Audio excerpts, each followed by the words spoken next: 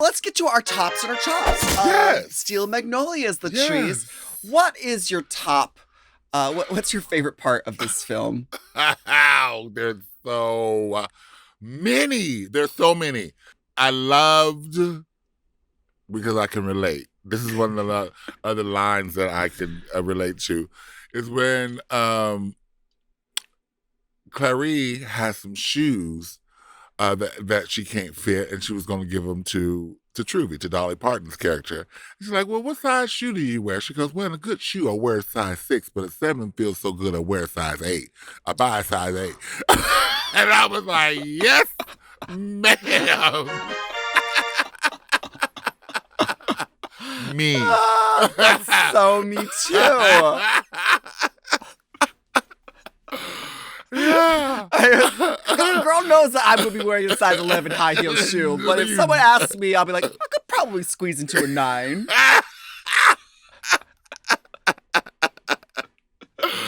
Exactly. My favorite thing about this movie is like just the fashions and the hairstyles. Oh yeah. Yeah, because this takes place in the 80s and it takes place in a hair salon. So like the fashions and any movie with Dolly Parton is fucking great in my eyes. Like that.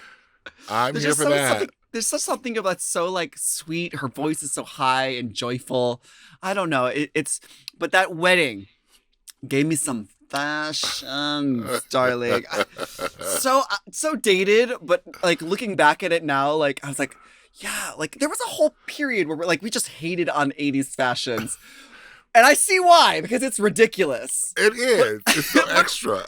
But enough time has passed so I can sit back and actually look back at it and watch me like, yes, the 80s had some very, very bold choices with their fashions, and I'm here for it.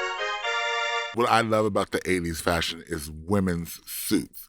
I don't think that there has ever been a better cut of suit than in the 80s. Like, you think of those Dynasty bitches, you think about those, designing women girls, honey, Julia Sugar, but, they were dressed, honey. Those are some shoulder pads, big broad shoulder bitches, honey. Yeah. Those power suits, yeah. The power suits. That means business, honey. Yeah.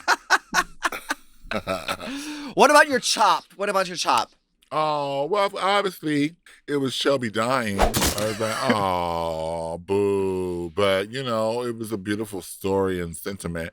And she did bring life into this world. And we will forever know now that Shelby lives on through Jackson Jr. So, yeah. I think that's like right. My chop is definitely like boo-hooing, like a little baby in this movie. It's something that you kind of have to like wear as like a badge of honor. Yeah. Like, I watched Steel Magnolias and I cried my eyes out. Well, those people who have a soul, them bitches who be like, oh no, people die. I'm like, you have no soul, bitch.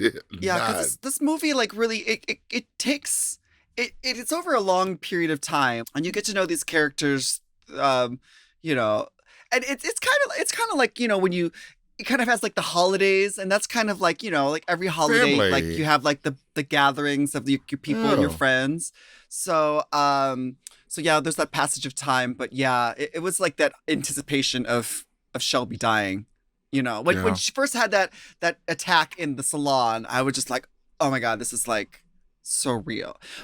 It was a lot. But like I said before, it really does make you really appreciate all the like fun moments that they have because that, she gonna die.